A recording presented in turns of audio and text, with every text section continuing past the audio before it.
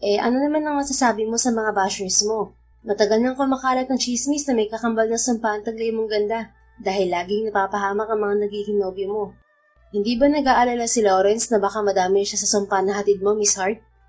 Tanong ng isang atribidang reporter. Tila gusto siya nitong gisahin upang mapahiya sa madla. Sa kabilang banda, totoo ang sinasabi nito dahil ang unang nobyo ni Hart ay isang sikat na basketball player.